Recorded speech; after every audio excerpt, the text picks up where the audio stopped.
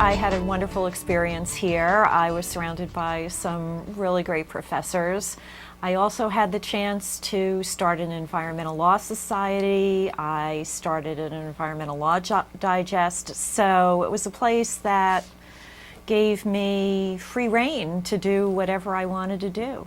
There were very, very few environmental law courses, very few programs to speak of. Literally a handful of law schools had them. And I was a young scientist with the Environmental Protection Agency and knew I wanted to be an environmental lawyer. And law school was the way to do it. So this was the school that gave me that chance. Bill Ginsberg was a law professor, but he was a mentor in the truest sense of the word. He was just wonderful.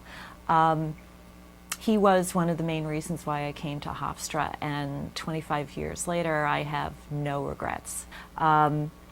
He taught a great environmental law class based on his in-the-field experience, but then he made opportunities available to me. He understood the value of getting work experience in addition to solid classroom background.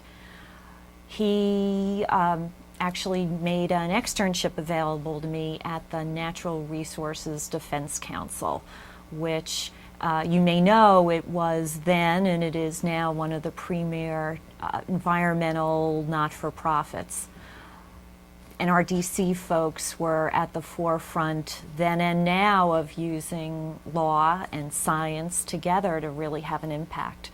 I had the chance to work on ocean drilling cases. It was a time when there were the sale of offshore leases for drilling purposes. And these leases were near very sensitive fishing areas. So it was an opportunity to really challenge the government and ensure that the proper environmental assessments were done.